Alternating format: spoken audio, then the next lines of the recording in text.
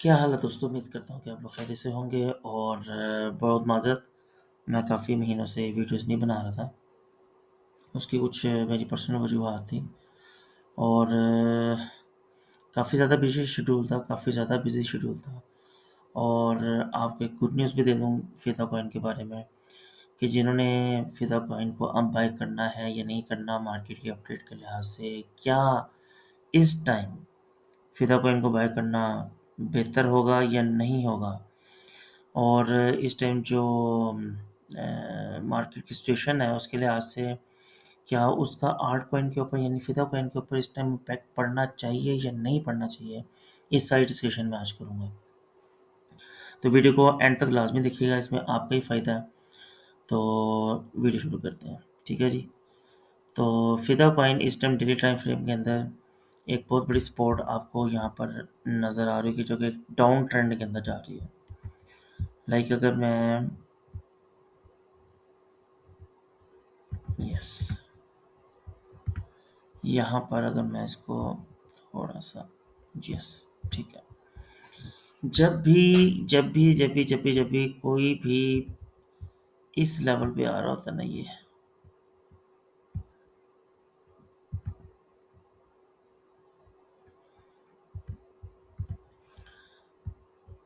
तो एक बार याद रखिएगा कि जब इस लेवल में मार्केट होती है ना, एक मिनट मैं आपको ये सर्कल डिलीट कर दूँ, आप लोग में भी कन्फ्यूज़ हो जाएँ इस चीज़ के ऊपर, ये मैं बाद में समझाऊँगा आप लोगों को, ठीक है?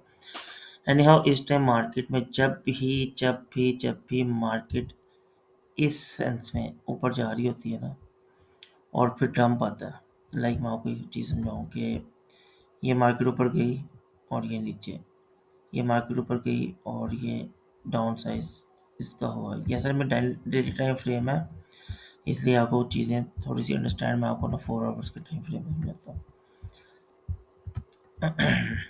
ये देखिए, ये आपके सामने है मार्केट की सिचुएशन।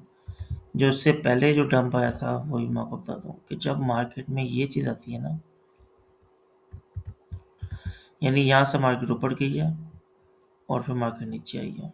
यानी नीचे से मार्केट ऊपर जा रही हो और फिर डाउन साइड पे आ रही है तो मार्केट बुलिश होती है। सेम सेम ज़रा-सा भी फ़र्क नहीं है। अच्छा, ये चीज़ जो है ना मैं आपको समझा दूँ एक।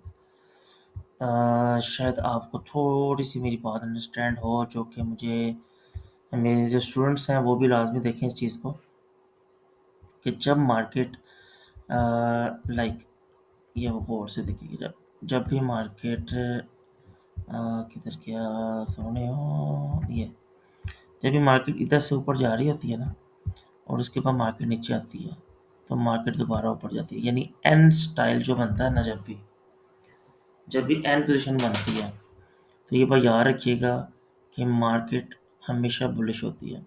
लाइक यहाँ से मार्केट गई ऊपर, ठीक है? थोड़ी-सी करेक्शन आई, मार्केट गई डाउन। समटाइम यहाँ तक होती है मार्केट, समटाइम थोड़ा-सा नीचे हो जाती है, तो मार्केट दोबारा ऊपर लाज़मी जाती है। डिपेंड करता है कि इस एरिया में कोई रेजिस्टेंस यानी सपोर्ट लेवल है या नहीं है। अगर इस एरिया में सपोर्ट लेवल नहीं होता तो यहाँ पर आके सपोर्ट लेवल लाज़मी बनता है। ठीक है? जैसे उसको सपोर्ट लेवल मिलता है, मार्केट ऊपर चली जाती है। ठीक है? अब इस सिनेरियो के अंदर जो कि इस टाइम मार्केट में चल रहा है, वो मैं आपको समझा देता हूँ। देखिए, इस टाइम मार्केट में जो सिचुएशन है उसके लिहाज से एक बहुत बड़ी सपोर्ट इस टाइम मार्केट को ये मिली है। ठीक है जी? यानी किस प्राइस के ऊपर 28,000 सॉरी 28,000 का सॉरी 0.28 सेंट। बिल्कुल एग्जैक्ट उस पॉइंट पे है। 28 सेंट पे बहुत अच्छी सपोर्ट थी। क्या हुआ कि जब करेक्शन आती है मार्केट के अंदर, जब बिटकॉइन या इथेरियम प्राइस डाउन जाती है तो वो सपोर्ट आर्जी तौर पर टूटती ज़रूर है, लेकिन एट द एंड प्राइस ऊपर ही जाती है। ठीक है? और इस टाइम जो अगर आपको दोबारा बाय करने का मौका मिले, जो कि मेरा नहीं ज़ाती ख्याल कि प्राइस अब नीचे आएगी, तो अगर आपने बड़ी भी हद सपोर्ट लगानी हो, जो कि मैं आपको बता रहा हूँ, तो वो है 28,500 ज़ीरो, यानी 0.2850 ये उसकी पुरानी सपोर्ट है, ठीक है? उसके ऊपर आप इस पॉइंट को बाय कर सकते हैं, जबकि इसकी जो असल सपोर्ट है वो बनती है जी 29 के ऊपर, यानी 2850 से 29 के दरमियान आप अपनी बाइंग रेंज रख सकते हैं, ठीक है?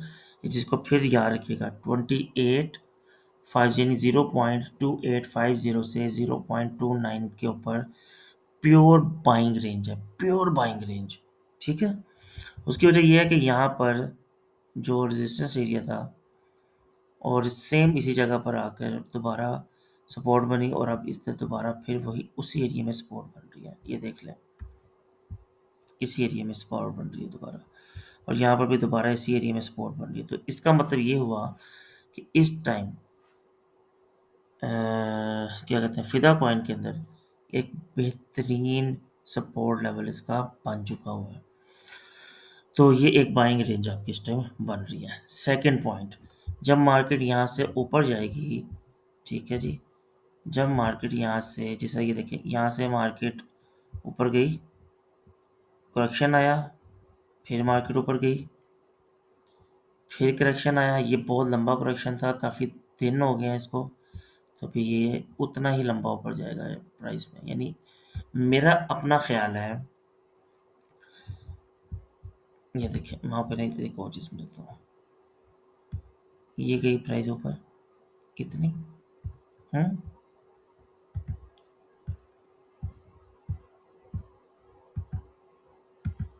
अब इतनी ही प्राइस ऊपर जानी चाहिए यहाँ से जब ब्रेकआउट हुआ, ठीक है? बात समझ आ रही है आपको?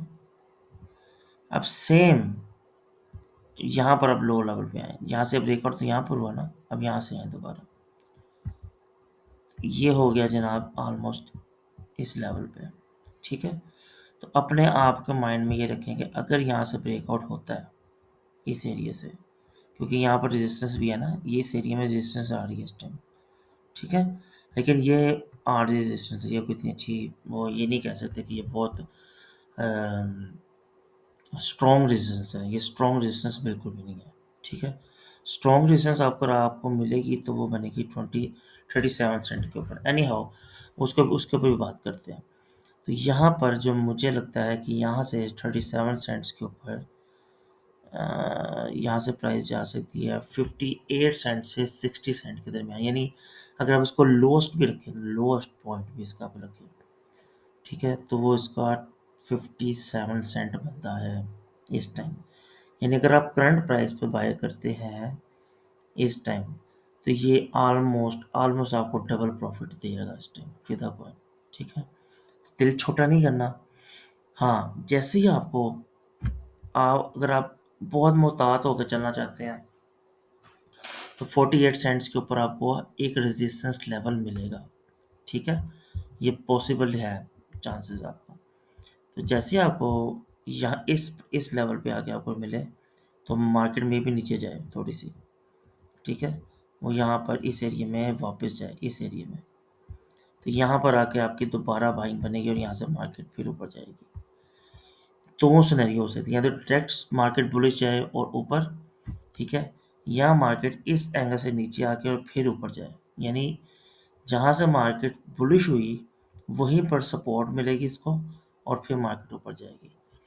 इसका मतलब हुआ कि अगर दो ब्लो पॉइंट यहाँ पर बन जाएंगे, ठीक है, तो मार्केट का ऊपर जाना बहुत ज़रूरी हो जाएगा, वहाँ पर आप एक अच्छा खासा प्रॉफिट जनरेट कर सकते हैं, ठीक है? तो इस चीज़ को याद रखिएगा। फिदा कॉइन के बारे में अभी तक इतनी ही अपडेट आपको देनी थी कि यहाँ से आपका बाइंग रेंज क्या बनता है मार्केट में।